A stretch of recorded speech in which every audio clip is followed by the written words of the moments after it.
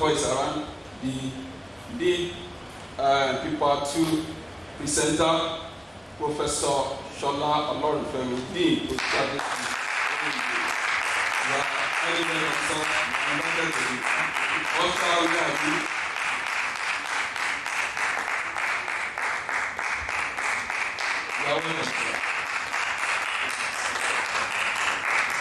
So we are starting fully now with the school anthem. Can we now rise up as we do that?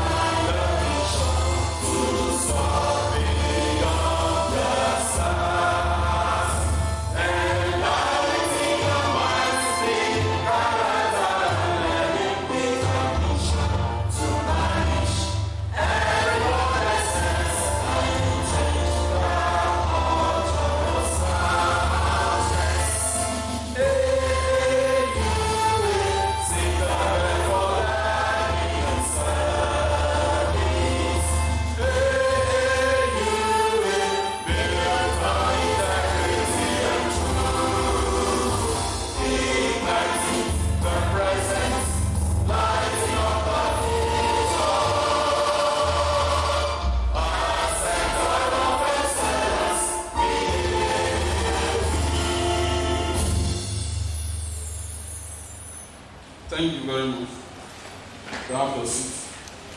Now is the time as we invite Professor Shola Olorunfemi, Dean Postgraduate School, Aaua, why I call on Mrs. Adewite for his citation.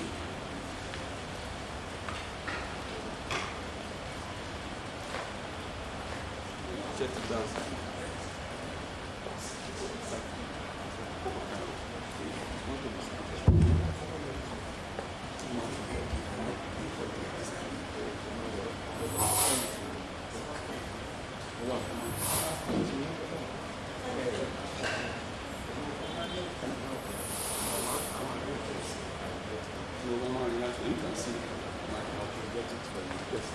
I'll send it to you.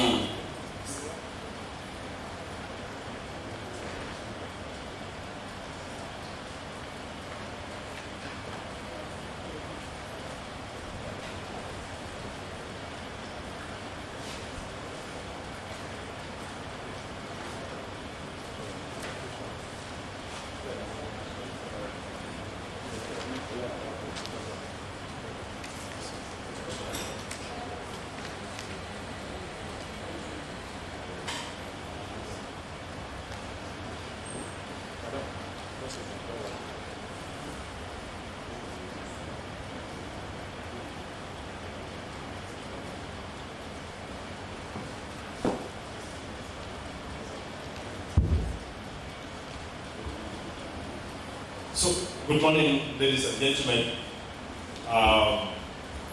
Let me welcome you to the third day of our conference. And today, we'll take, like we have been told by the moderator, we'll take the second lead paper presentation. And afterwards, we will have virtual presentation of papers. So, that will take us to the afternoon. So, when we're done with the virtual presentation, we relocate to our faculty. That's where the on-site sessions will take place. So, in that instance, we will be able to divide ourselves into the different fields of the sub-teams of the conference so that we'll be able to do justice to it. For example, if you are talking so much about animal science, for example, now, I'm not sure I'm going to be able to flow.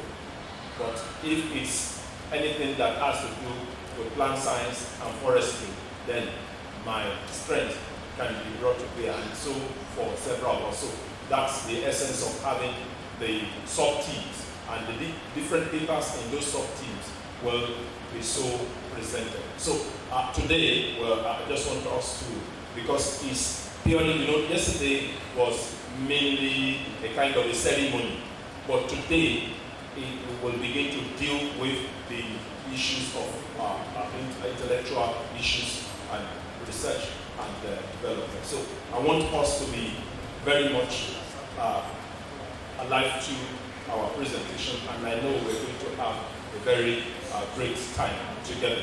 So maybe are we ready now? So the lead presenter will be ready now to.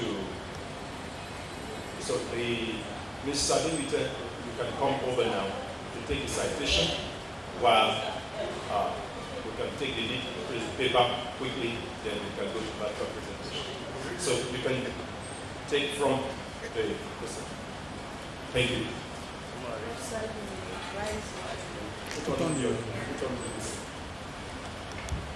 Professor, you may rise while we take the citation. The citation of Professor Shola Olorunfemi. Shola Olorunfemi is a native of Aaua in Ondo State. He studied economics for his first degree at the Ondo State University, Ado-Ekiti, where he graduated with a second division. In pursuit of knowledge, he proceeded on postgraduate course at the University of Ibadan, where he obtained Master of Science degree in economics and later had a PhD in agricultural economics from the Federal University of Technology, Akure. In 2009, Professor Shola Olorunfemi took a course in bioeconomic modeling from Marshall to Graduate School of Social Science, Wageningen University, Netherlands, and he also obtained a certificate in practical computable general equilibrium modeling with GMS from Ecomod Modeling School, Free University of Brussels, Belgium. He has attended many conferences, both locally and internationally, as part of his efforts towards knowledge sharing. Professor Shola Olorunfemi started his academic career as a graduate assistant in the Department of Economics in 1995 at the then Ondo State University, Ado-Ekiti, now Ekiti State University, Ado-Ekiti. He was one of the lecturers in the economics department that moved from Ado-Ekiti to Akuba, Akoko in December 1999, following the relocation of the university to Ondo State. He rose from the rank to become the first professor of economics in Adekunle Adams University in 2014. Professor Olorunfemi is not just a lecturer, but a great teacher. is widely esteemed by students from his inspirational teaching, enthusiasm, and respect. He has led students to understand the interconnectedness of ideas and skills from areas of knowledge often perceived as sphere of echo. That is marriage of mathematics, statistics, and economics, called econometrics, and its applications. In the university service, Professor Shola Olorunfemi has served as head Department of Economics, acting director of Institute of Part-Time Program (AUA), dean of Faculty of Social and Management Sciences (AUA), member and chairman of different committees, director of GST, and he is currently the dean of the postgraduate school. His contribution to capacity building is worth acknowledging, for he has successfully supervised many PhD students. Professor Olorunfemi serves as an external examiner to many universities for both undergraduate and postgraduate programs. He's also involved in editorial work of many academic journals, among which are the Social Scientist, Aaua, Journal of Economic Thought, the Nigerian Journal of Banking, Finance, and Entrepreneurial Management, IFE Journal of Economics and Finance, and CBN Journal of Applied Statistics. His research activities focus on development and production economics, with emphasis on demand analysis, using econometric modeling and operation research. This is reflected in his paper publications and contribution to books of over 50 publications. Professor Shola Olorunfemi is happily married with children. Join me as I welcome Professor Shola Olorunfemi to the podium.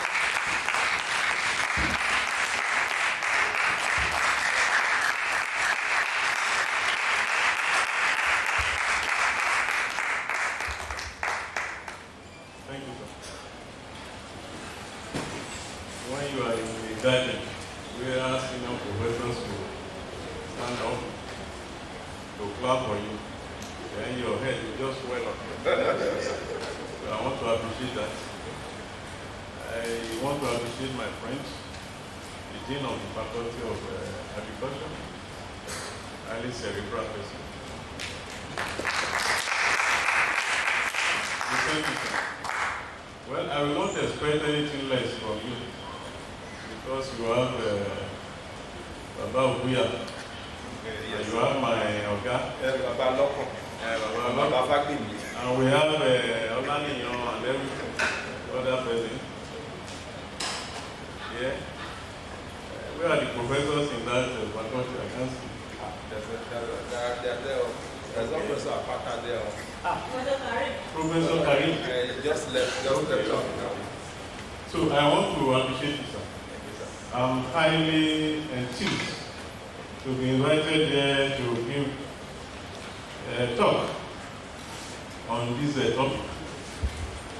Well, I was here yesterday and I listened to that professor who gave us the first paper. And I think he said so many things. There's nothing new.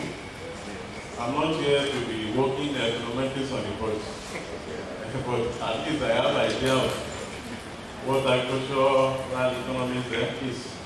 And of course, I want to operate from that angle.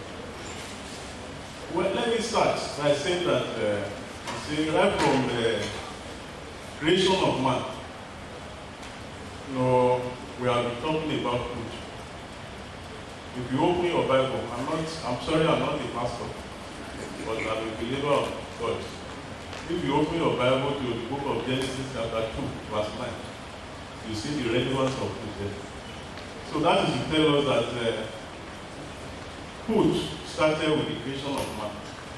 So there's no how we'll be able to do away with it. Food is a basic necessity of life, as we have projected it, is the basic means of sustenance. And not only that, the following can be said about food. That food is rated as the most basic of all human needs. The simple psychology that I did in my university, there is this theory, I think Maslow hierarchy of needs.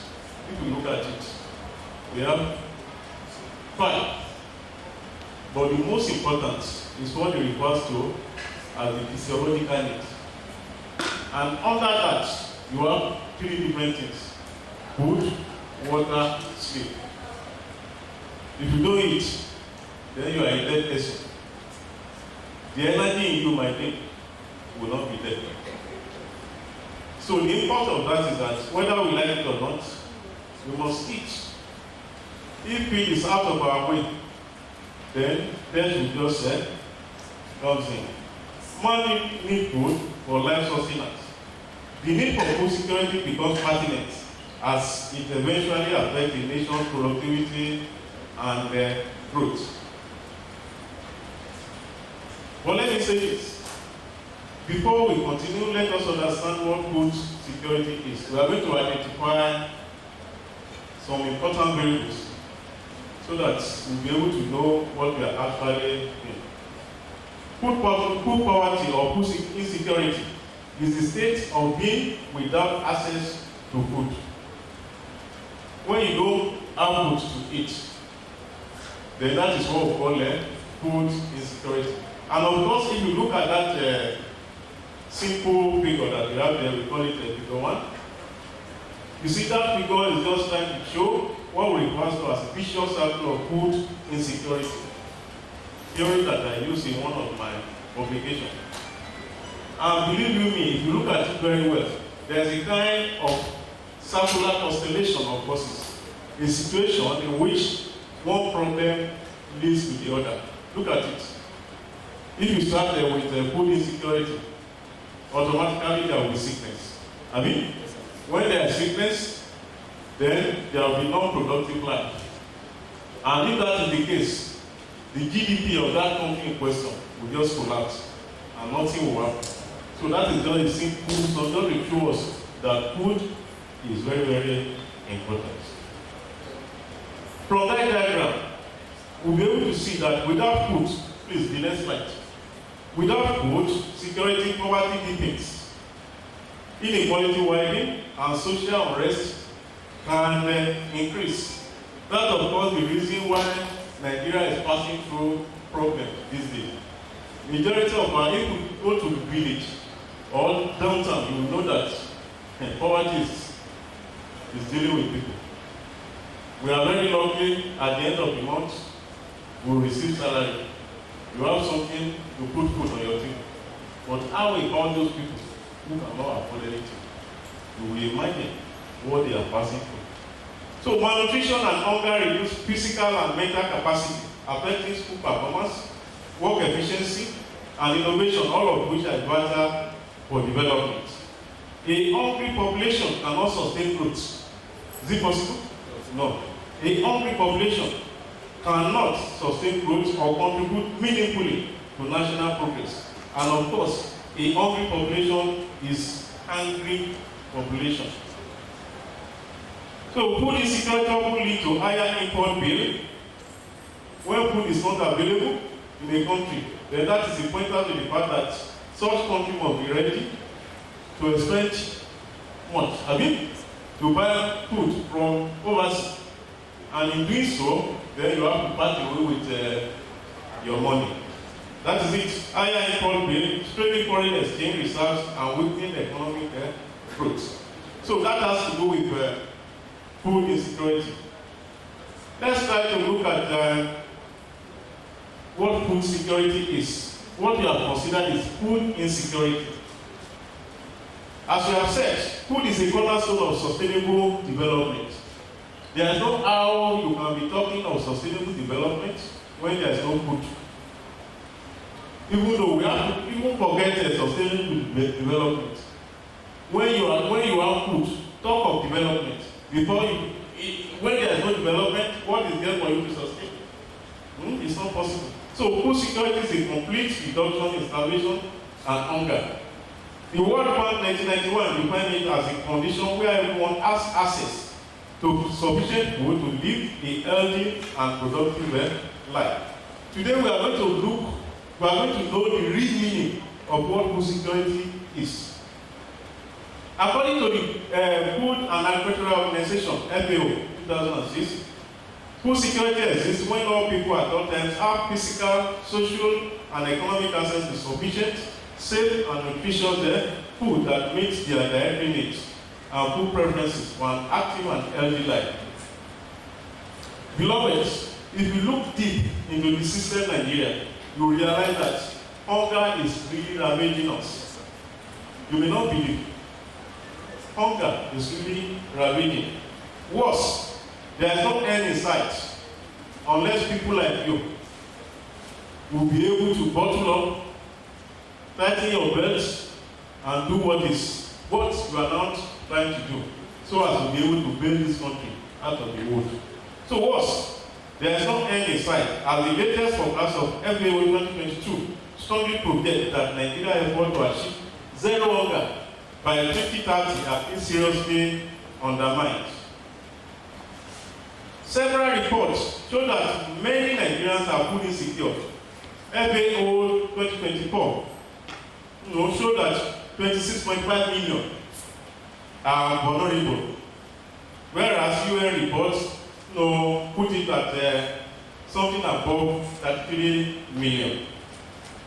So those are the things that we are here to look at. You see, we are trying to look at some parts of Nigeria economy.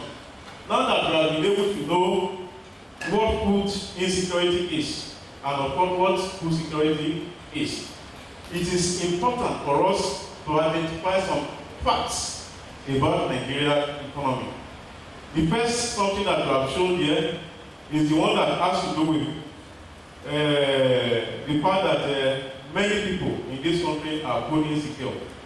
Then the second one there is what we refer to as child stunting.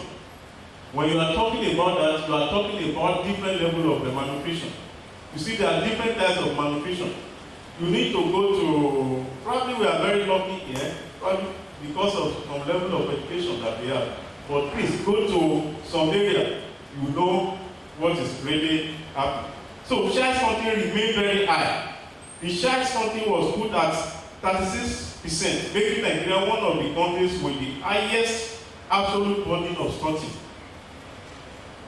And don't forget, what you have said here is that stunting is, simply refers to different types of malnutrition. We are going to see a table as we continue. We are going to see a table so that we know what is happening. Then apart from stunting, despite that, agriculture continues to be a major employer of labor. Although they may not be able to realize much from it. But whether you like it or not, if you are going to put most of the sectors of Nigeria down on the table, you will be able to know that agriculture is the best. So the sector employs a large share of the workforce. Extreme poverty has risen sharply. Nigeria now living under the international poverty line. And that the poverty line rose to 41.8% in 2022 to 2023. Between 2022 and 2023, the poverty line puts at 41.8%. And even apart from this, how about the population, Nigerian population? Population continues to grow. Nigeria's population exceeds 230 million and is among the fastest growing globally. This rapid growth increases demand for food and services. As a result of all these facts, there is need to look at the problem confronting agriculture in Nigeria, since it is the saving grace for economic challenges. But before we look at that, please just this table. If you look at the level of children and malnutrition, there we have different types of malnutrition. Stunting there is referring to those the children that are too short, or when you compare with their age. And in front, under Nigeria, there we have 37%. And if you compare that with the average for the world as a whole, which is just 25%, so that's the pointer to the fact that Nigeria is contributing more to that. And how about underweight? That is way too low for age. Nigeria 29%, and the world as a whole 15%. So you can see, if you are going to find ratio, then you know what we are talking about. How about wasting? 18%. Then the world as a whole, 8%. So this is a pathetic picture of our country that needs our attention. Then the second is something, look at the population. For 2020, the estimated population figure put at 230 million. But today, in 2025, it is estimated to be 237 million. You know, it's as if we are sitting on the, on a very serious thing, waiting to, so there's need for us to be very careful. So because of all this, we need to look at the protracted agricultural problem, that is the causes and effects in Nigeria. So the first problem here that we are going to identify is this the reform of different types that Nigeria is engaging in. Well, the subsidy reform may have its own benefits, but at the same time, I want to challenge you that there is more problem to this. So policy changes, that is subsidy reforms and macro shocks, contributed to high inflation and rising food prices. The subsidy reform reduced purchasing power. Before the subsidy, how much they sell fuel? But now we are buying fuel. So if you are a farmer, you want to transport your products, you think of the transportation cost, your profit, and what of you before you come up with the final price of that product. So the subsidy reform reduced purchasing power for many households. Inflation continued to increase. You see that in our figure 1, as we continue, we are going to look at that. Then population is also increasing. So these two indicate pressure on the available food. Please, next slide. Yes. Let us look at that figure. We have two different panels there. The upper panel figure of figure 1 is the population. You can see, just like a man climbing a wall, you put your ladder beside the wall, you are climbing. That is how our population is increasing. But if you look at the lower panel there, that one is just trying to show us inflation. You can see, as population is increasing, inflation is equally increasing. But don't forget what our lecturer yesterday told us, that ordinarily populations will be to our advantage. But what is happening in this country is the other side of the divide.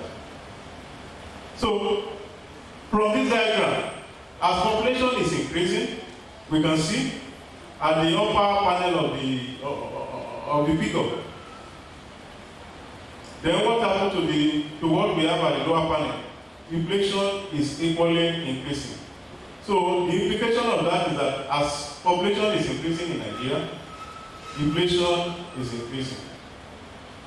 So that is to tell you that we are in serious problem. Then the next slide. Population growth and production. Yes, at the upper panel again, we have the population still increasing. But please look at food production. The food production here is what? Is decreasing. It's coming down. Unlike what happened with the first figure that we have shown. The first figure, as population is increasing, what happened? Inflation is increasing. But here, as population is increasing, food production is what? Is coming down. And when you try to, you want to put the total production of food, you want to divide it with the total available population in that country in question, which is Nigeria, then that means there is a problem. Thank you. Yeah. This is another figure. We have identified two different variables: inflation and growing population. So if inflation is rising, and of course population is equally growing, it's going to result to what? Macroeconomic issues. And these macroeconomic issues will result to food insecurity. So figure 4 shows that theoretically, when there is rising inflation and growing population, there will be macroeconomic issues that will eventually affect food crisis that may happen in any country. And this is the situation in Nigeria. So the second problem, don't forget we say the first problem we identify has to do with subsidy reform and different economic shocks. The second one here has to do with the problem that has to do with conflict, displacement, and climate shocks. Insecurity in part of the northern Nigeria forces farmers off their lands and disrupts planting cycles. I don't need to delve much on that. You are expert in that area. The flood has destroyed large areas of cropland. Report mention millions of acres affected, further reducing local supply and raising the prices. So that is the second problem there, that is conflict, displacement, and climate shocks. All these are seriously affecting agriculture in Nigeria. Then the third problem is that of structural weakness in agriculture and value chain. Productivity remains low for many stable crops. Post-harvest losses are high. Access to finance is another thing. And mechanization is limited. Probably you want to take up the business of farming. You may have to do more before you can get loan. I don't know. You are experts. You'll be able to know that. You have to sweat. You'll be very good writing something before they will give you. So access to finance and mechanization is limited. Value chain processing is underdeveloped. Many smallholders lack access to improved seeds, fertilizer, and storage.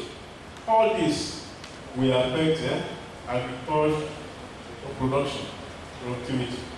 So the big question: can sustainable economic development be achieved in the midst of all the challenges facing agriculture in Nigeria? You see, we have been able to identify different challenges. So we are now trying to ask ourselves questions, and we call it big question. Can sustainable economic development be achieved? I started by saying that if you are not attained development and you are talking about sustainability, what are you trying to sustain? It's not possible. You first of all strive for development before you can be talking of sustainability. So, can sustainable economic development be achieved in the midst of all the challenges facing agriculture in Nigeria? With what sustainable economic development is set out to achieve? Sustainable economic development in Nigeria is set out to achieve 5 things, which are: 1, achieve inclusive growth. How can it happen? Reduce poverty and inequality. Is it possible? Protect the environment for future generations. Well, we may have to try and see if we can achieve all this. Diversify the economy and ensure long-term stability. Then the last one there, promote social justice and good governance. So to be able to attain sustainable economic development in Nigeria, there is the need to understand what food security is. You see, most of the time we just define food security on the face. We don't know the meaning. Food security can be looked at from 3 different perspectives. We talk about food production, food productivity, Then 2, food access. And of course, then food utilization. How do I mean? You see, when you are talking, let's start from the last one then, food utilization. Majority of us, probably in the day you want to eat. In the morning you eat eba. In the afternoon you drink garri. And in the night you eat eba. When I'm full. I'm full. Is there any sense in that? You see, the standard is that before you can be able to argue that you are full secured, each day you must be able to consume. I think, let me see, you must be able to consume certain level of kilocalories, 2,250 kilocalories of energy, and 65 grams of protein. So, beloved, please tell me, if you take eba in the morning, in the afternoon you drink garri, so when you are about to sleep, you take garri, and when they ask you, are you okay? Ah, no, I'm okay, I'm full up. Is there any sense in that? Is there, we should begin to ask ourselves, please.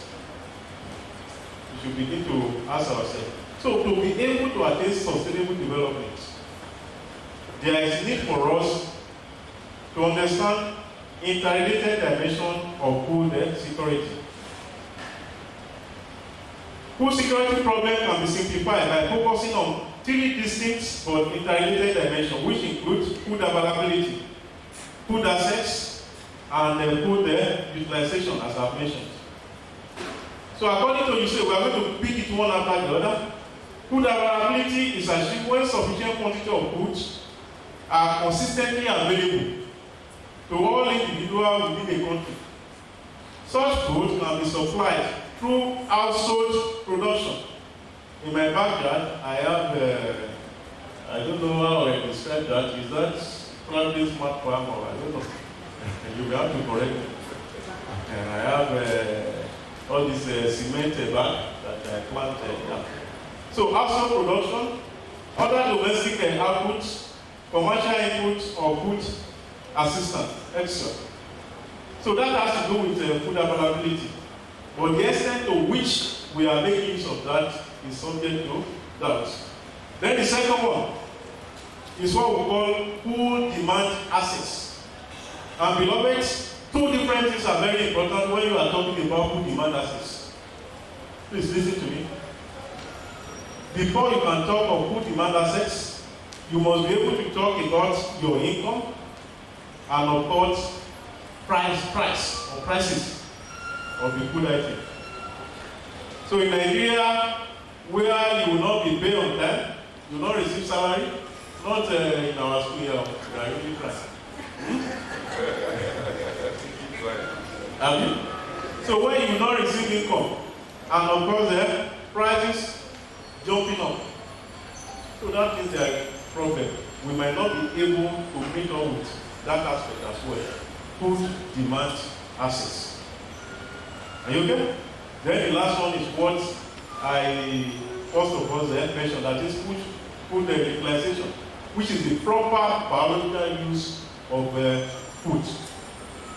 And as we have said, according to FAO 1996-2006, the daily food consumption must contain 2,250 kilocalories of energy and 65 grams of protein. So the question now is that how many of you can afford that? I don't know, probably those of you who are experts in that area will be able to buy and sustain that.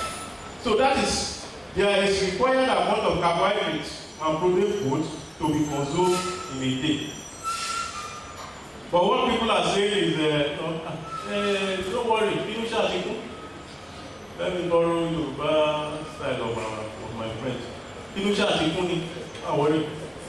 I'm okay, I'm cool. But it is more than that. It is more than that. Because of want of time, let us briefly look at the recommendation For us to be able to move out of this woods, that the person, what we have been able to identify, that education, capacity building, and social reform is the way to go. Then the first one, education. From basic literacy to farmer knowledge system. And this includes education, the fact that education increases the ability of households to access the information. So education, very, very germane. Then adopt improved agricultural practices. Then the third one there, nutrition education must be encouraged.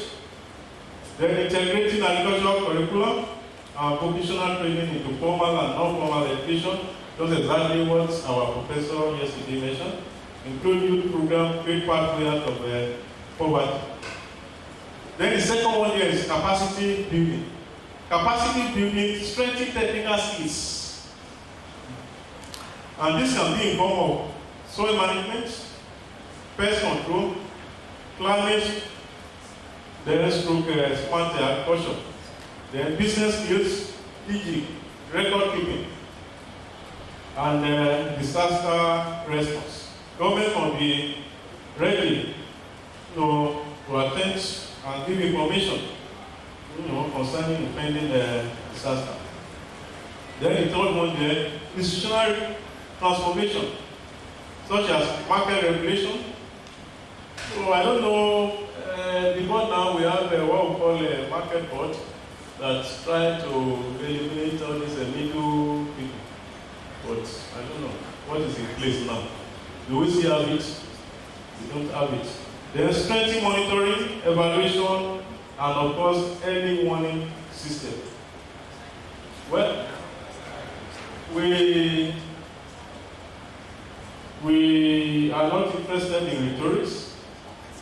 For us to be able to go out of this problem that we are in this country, there's need for us to be very sure of what we are doing.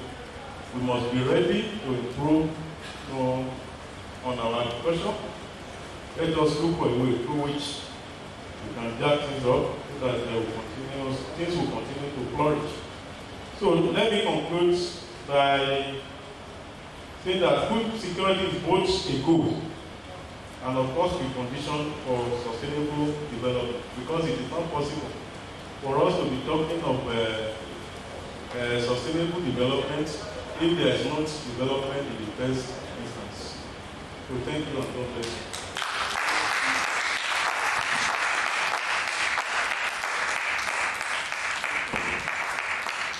Thank you very much, sir.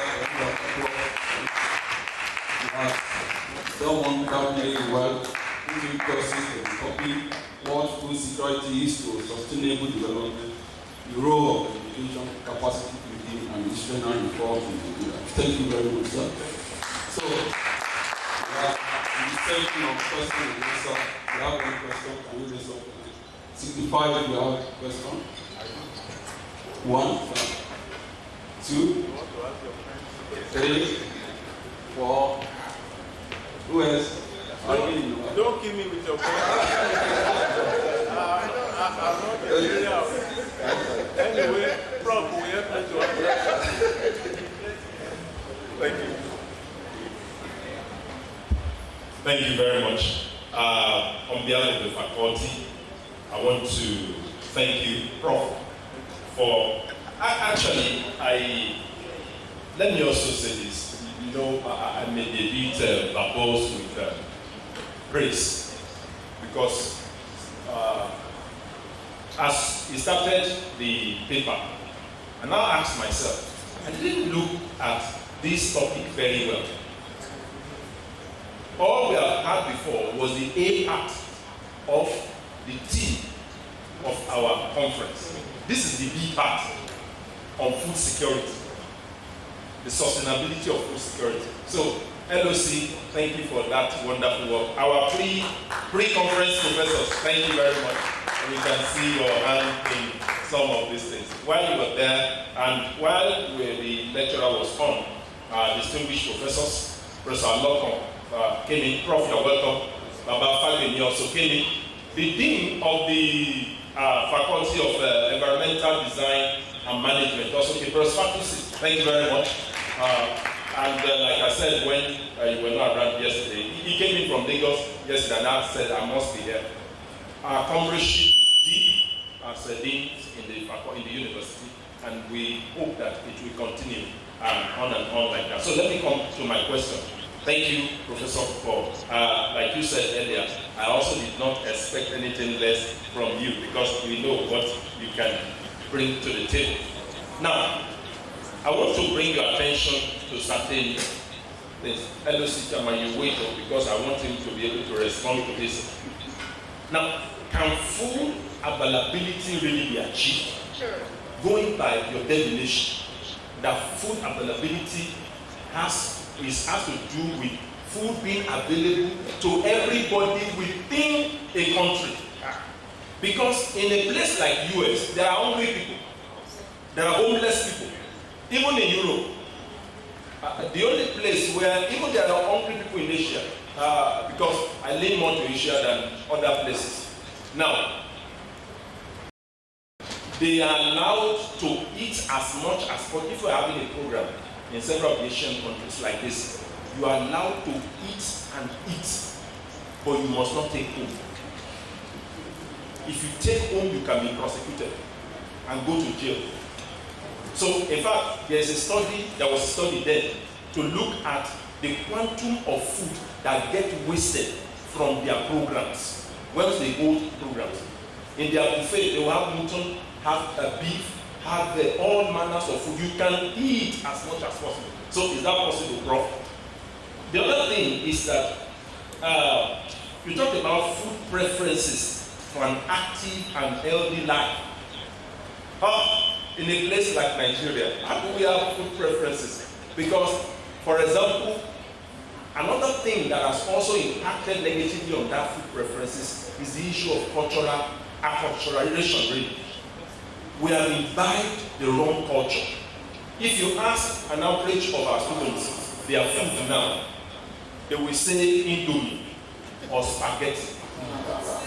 And the food value of spaghetti or Indomie is very, very small. Very small. And if an adult is eating spaghetti and Indomie, he or she will not have problem, except he knows how to balance it with fiber, whether vegetable or oyster and shells or crayfish, in order for it. So, Prof, what are we going to do with that? And lastly, this one is just a general comment. The role of increased food production. If we are going to be food secure, we need to increase food production. That's just the way to go. And everyone, and you are given us as an example, okay, you are farming, even though you have concrete around your house. I remember that is the general issue during our time when we were building. I told somebody close, I said, I go to the forest every year and I read forestry, and you want me to have trees all around my house? I said, no, put concrete, just put concrete, don't worry. But today now we look back and see that was not a very wise decision. Ordinarily, you should have left those places, make it green, and by now you can even farm some of them. We're not looking for land that is close by where you can have people who benefit now, those who bought 2 or 3 plots of land, use one to build, leave the other 2, and from the other 2 they make a lot of money, whether from tomato production, from pepper production, because the guy that is guarding your house is also the one guarding your farm. So you read from the 2. So, Prof, thank you very much. Those are my concerns. You can respond to it. No. Okay, let me give you. Well, to any question that I may not be able to answer, I have professors here, able-bodied professors who will do justice with it. Well, the first question you asked, how could be available to all? Well, I don't know where to start. But believe you me, yes, it may not be possible for food to be available to all. But when you now try to compare the situation in Nigeria with other countries, then you have to sit back and consider so many things. in those countries that you just mentioned, you said people cannot just eat and take home. That is good. If we can have that system, it's okay. If we will be able to eat, you eat and you are full. Why do you need to go to take it? Why do you need to take it home? If you go to any of the party now, I was in a party, I think 2 weeks ago. I saw a woman with a nylon. He put the nylon under the table. Instead of how to eat there, towards the would you open your hand, try to put everything inside that basket. Well, I don't know how to answer that question, but at the same time, situation is different from country to country. Are you okay? In the case of Nigeria, what we are experiencing here is that there's people don't have food. And imagine you eat gari in the morning, you eat by the morning, you eat gari in the afternoon, and you eat eba in the evening. When you are asked, are you okay? Yes, I'm good. That is nonsense. But in those countries that we are trying to mention, though not every one of them will get it, but at least sizable number will be able to get. Then concerning can food preferences be achieved? How do you mean, sir? I don't think I get your question. Probably Professor Okuya who wants to answer that.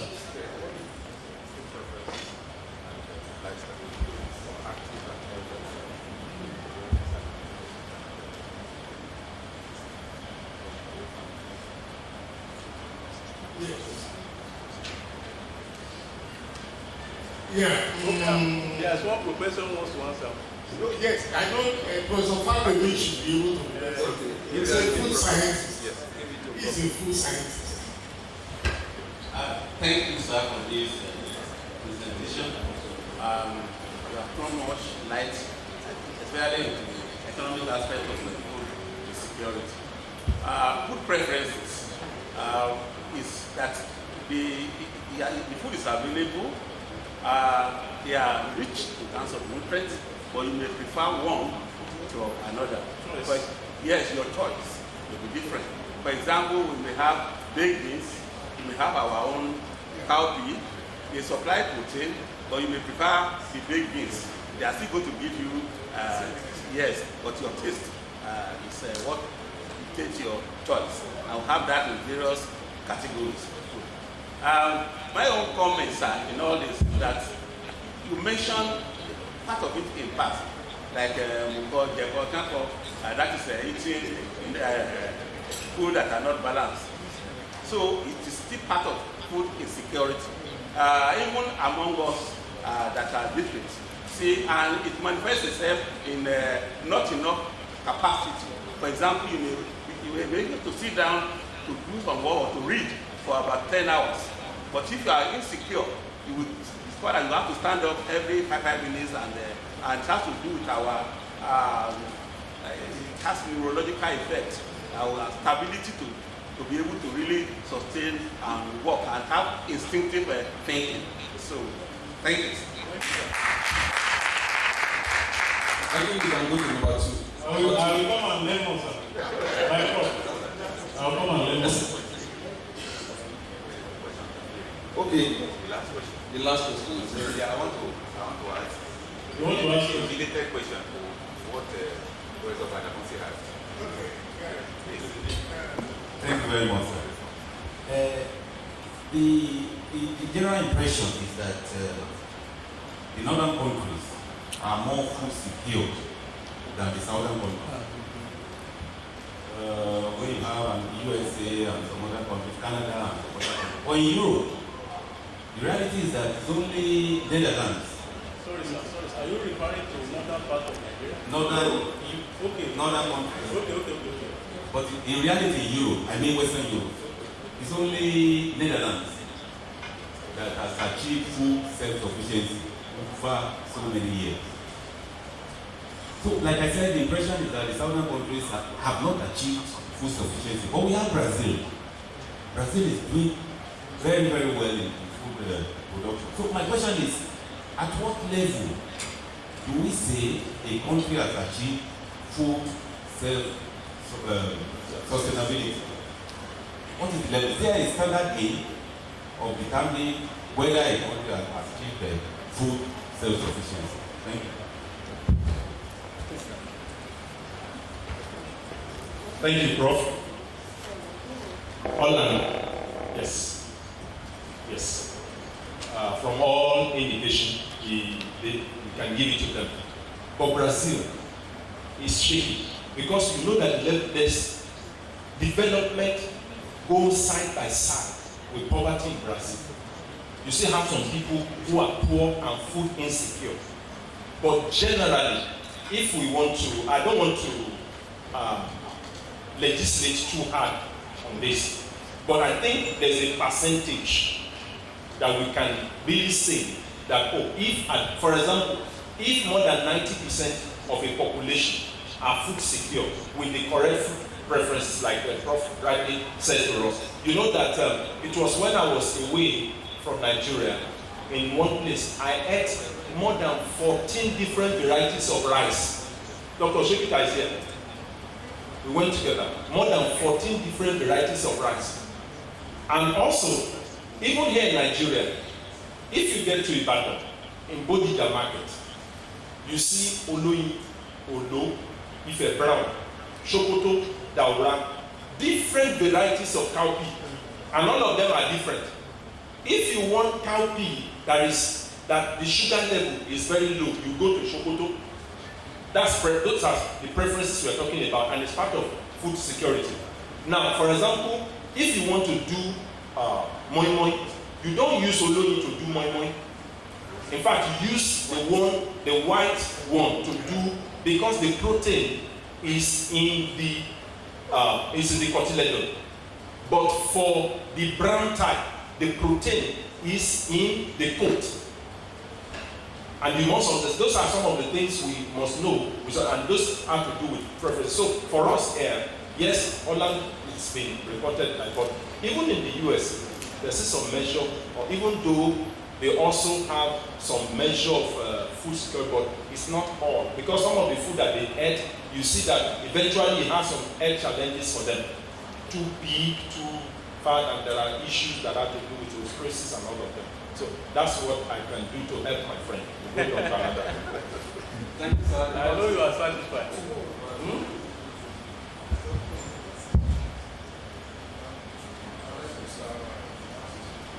You want to ask? You're asking your lecturer a question. I taught him. And he's trying to do something. So you want to ask? I want to appreciate my lecturer. So,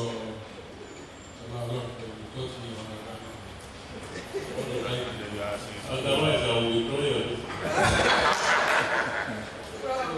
Just a comment.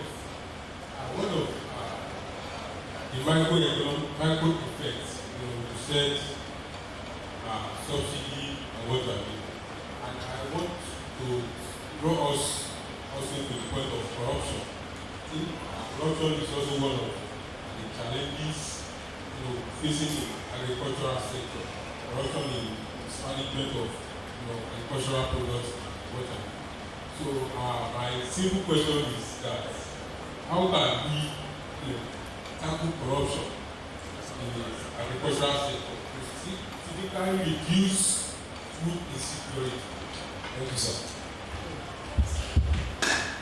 Well, if I want to answer that question, to me, I think corruption is everywhere in Nigeria. So you don't need to be pointing fingers. How about you? How do you manage your own something at home? So corruption is both micro and macro. But one thing we need to know is that there is no how in economics, there is no how you can provide solution to the macro if you don't solve micro. You understand what I'm saying now?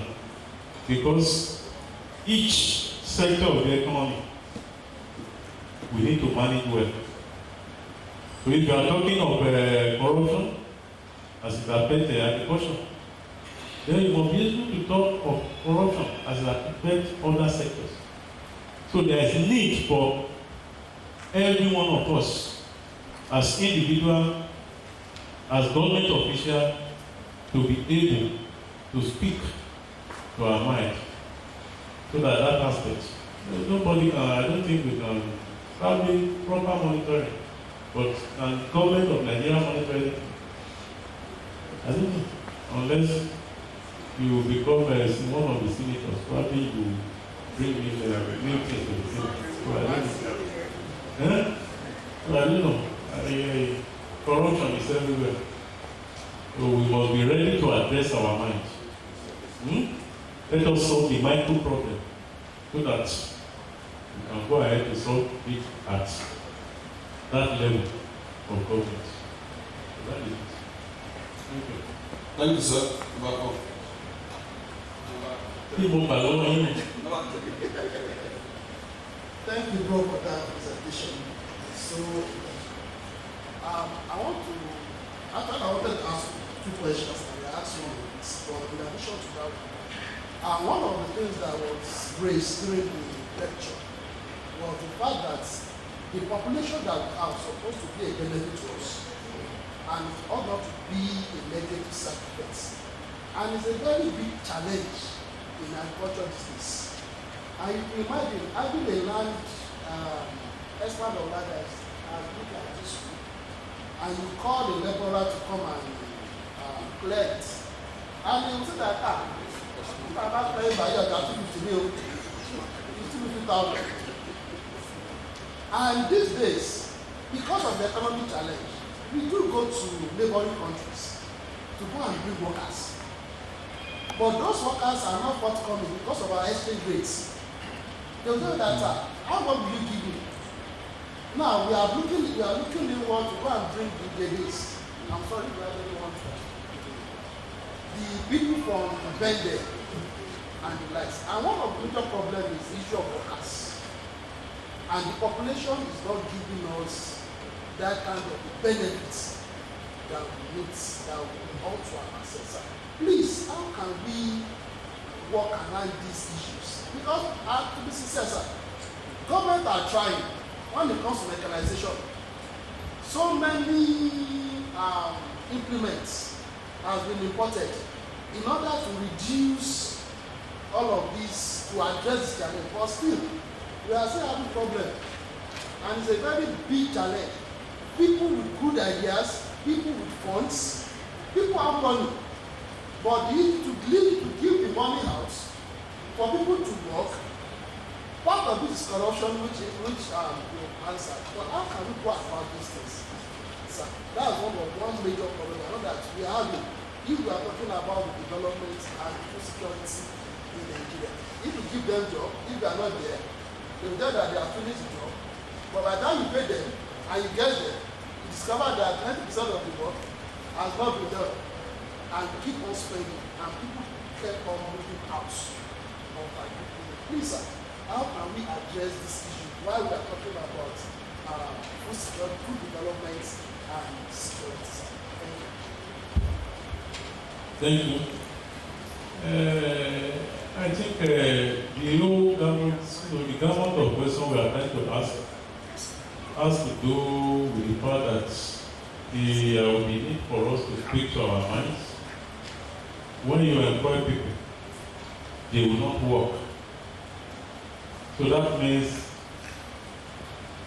the money you pay will be waste. Is it not so?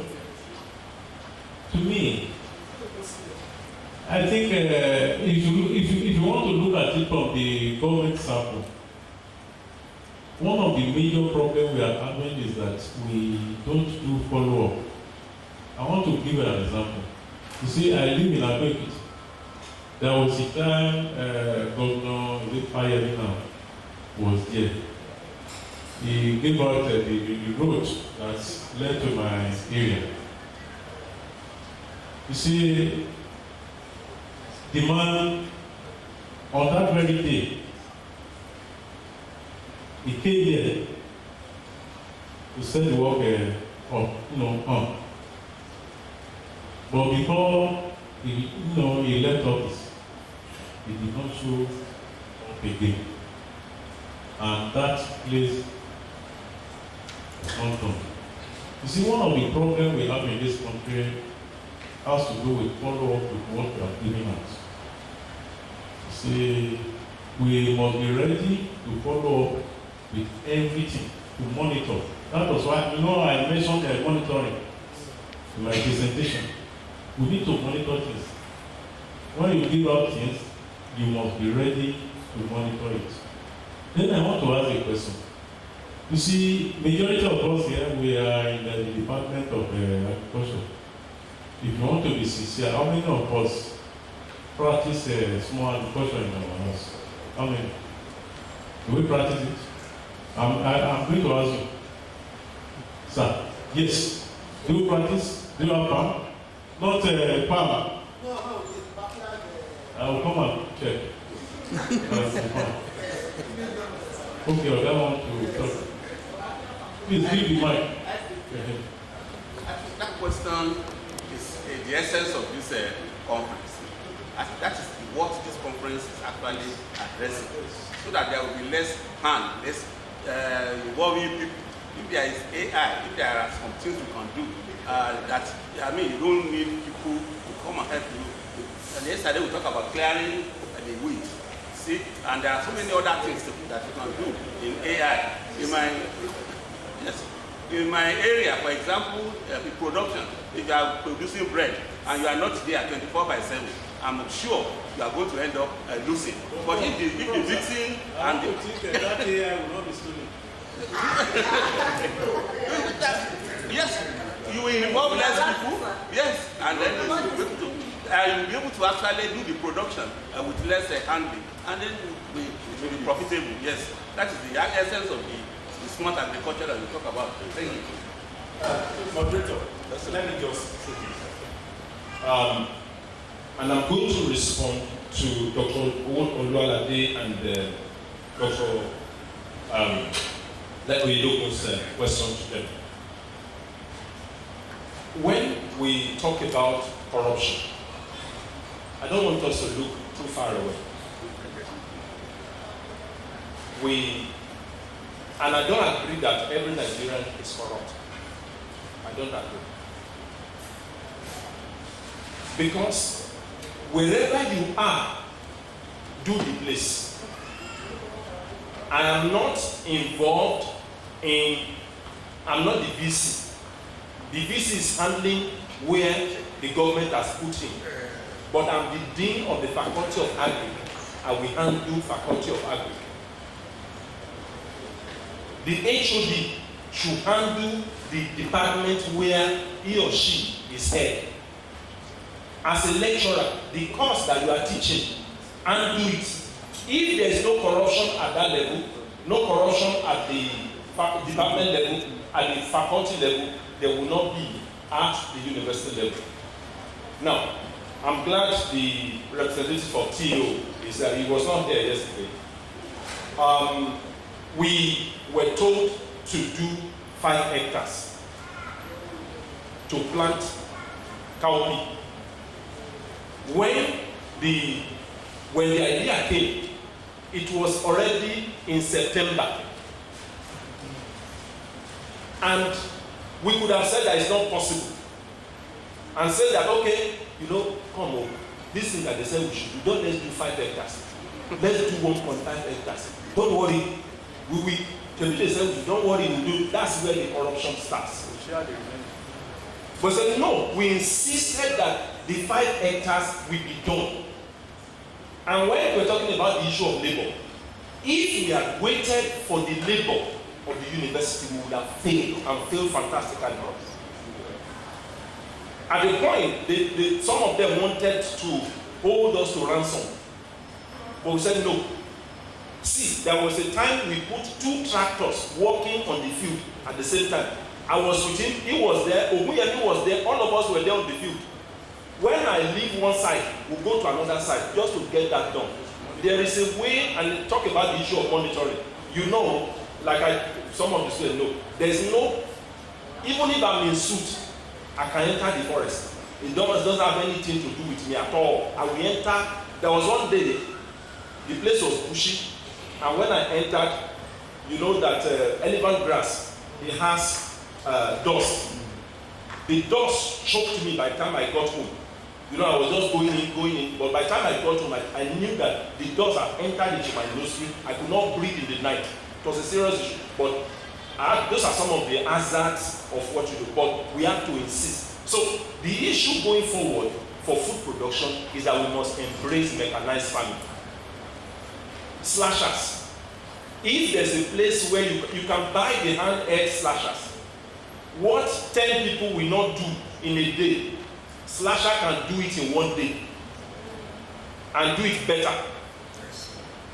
You know, we have the one that has rope. If they are herbs, if they are woody, you use the one that has metal, and it will cut it very well. And anybody, no matter the age, even Baba, all our Baba that are 70 years old, they can use it. They just do small, and it's better rather than allowing one person. Or you get somebody say, "This is the slasher, this is petrol." Oh yeah, they work. You just sit down and be looking at him. When he has finished, you'll be able to pay him. So there's a way to go around it, and I think going forward, we'll be able to see how to moderate. We must not allow whether the labor or anybody to hold us to ransom, so that we will not be able to move on as agricultural experts. Thank you very much. Thank you very much, sir. We will now be able to accommodate more questions. Our professors, urgent assignment to attend to. But by now, we all know what food security is to sustainable development. He said something. There are no sustainable development without food. So, who are the people that will produce food or guide people to produce food? Me. So, I will borrow from our team. Only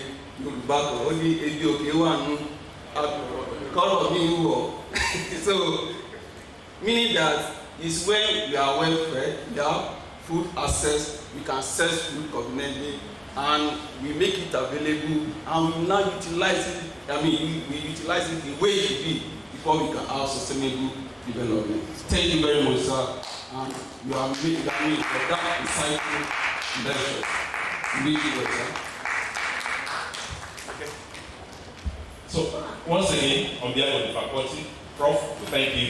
Before we close this session, let me acknowledge the presence of some of our people. First, let me acknowledge Dr. Francis Olaniyan. You are welcome. It's a sabbatical lecturer at the Department of PPF, but he came to support us. Thank you very much. And let me also bring to the mic Mr. Essien, the TAO representative. Please come, Mr. Essien. You know, this is the brain, is the project manager for TAO, and he has been very, very fantastic. So come.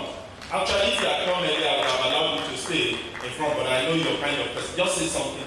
Just say something. Just say something. Yeah.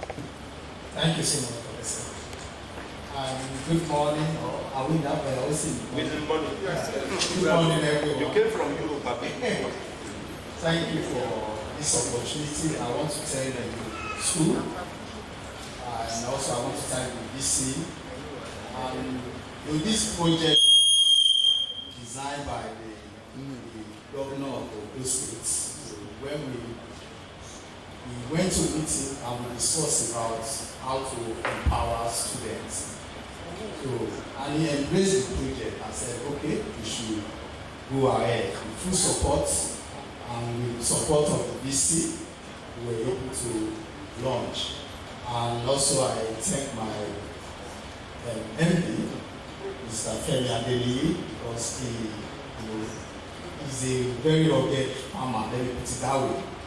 He's an agri-economist, and he saw the need to empower students, because that's the backbone of what we are doing today. Without students, we won't be here.